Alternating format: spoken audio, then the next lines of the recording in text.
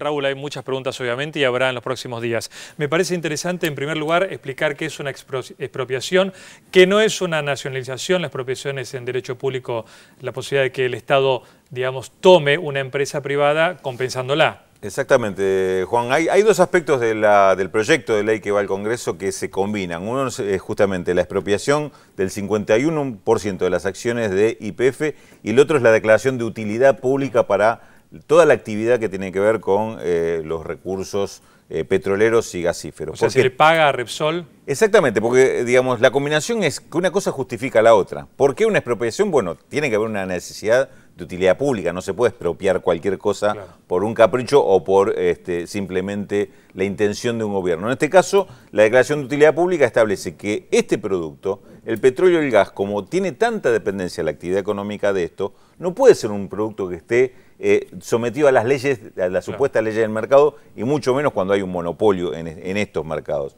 tanto en la producción como en la refinación y la venta de combustibles. Esto es el tema de utilidad pública y necesidad pública de intervenir.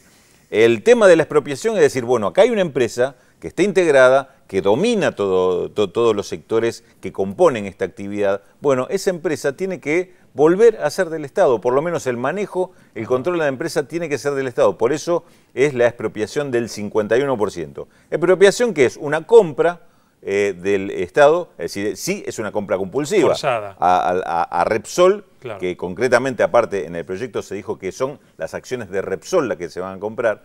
Se le dice, tiene que venderle al Estado esto y va a haber una comisión de tasación que va a establecer cuál es el valor, se podrá discutir y ahí podrá apelar Repsol en cuanto al precio para definir qué precio va a cobrar por este 51% de las acciones. Aparte, esto es interesante verlo. ¿Por qué Repsol y no otro accionista? Porque si no, corría el riesgo de quedar abstracto el proyecto. Es decir, si decían, compra el 51%, el Estado, ¿a quién le compra? ¿En el mercado? ¿A quien decida vendérselo? ¿Qué pasa si un sector quiere comprar, quiere vender y otro sector no? Es decir, ¿quién elige? En este caso no, se dijo que el accionista mayoritario tiene el 57,5% de las acciones. De ese 57,5% hay 51 que van a pasar a mano del Estado a través de esta operación.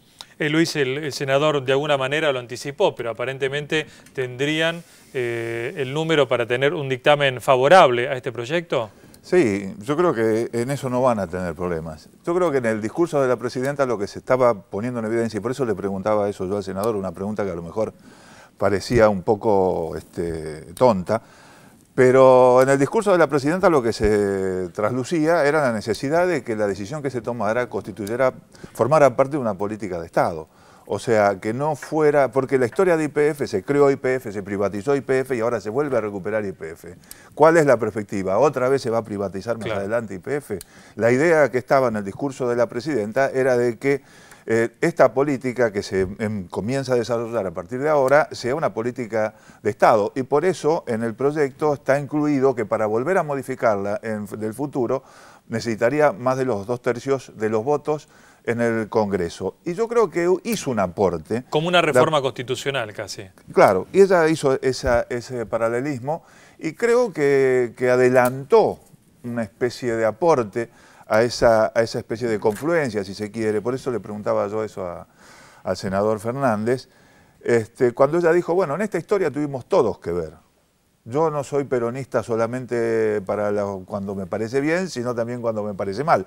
Y con eso estaba diciendo que esa historia tan con altibajos de YPF tenía que convertirse ya en una política de Estado y en una decisión definitiva. Y yo creo que ese es el desafío político, por lo menos en el plano político, el desafío más importante.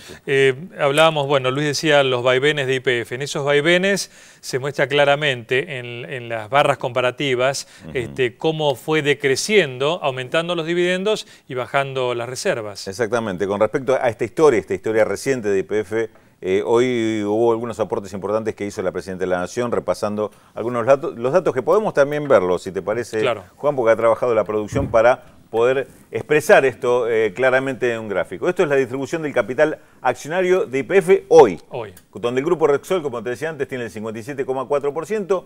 Hay un grupo accionista minoritario que es el grupo Petersen, esto es la familia Eskenazi, grupo argentino con el 25,5%. El resto es lo que está en el mercado, 17%, que es el capital flotante o capital que cotiza en bolsa.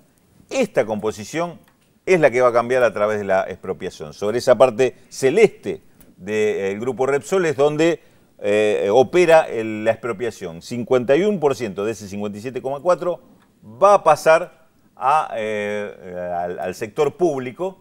Sector público 51% que además va a tener una distribución entre nación y provincias. No todas las provincias petroleras, obviamente. Exactamente, y con inclusive fíjate vos, Juan, que acá hay una modificación importante con respecto a lo que decía ese borrador que circuló la semana pasada, que le daba un cargo de director a las provincias dentro de la participación estatal. Acá van a tener una participación mucho más importante, porque prácticamente un cuarto de la empresa, el 25% va a ser de las provincias, así que va a tener una representación casi a la par del Estado Nacional. Hay otro detalle importante de esto, que es el tema de la sindicación de las acciones, es decir, no operan las provincias por sí mismas dentro del directorio, sino que deberán, cuando dicen sindicar, es agrupar con el Estado Nacional y la decisión es única, es una sola, con lo cual no hay posibilidad de división.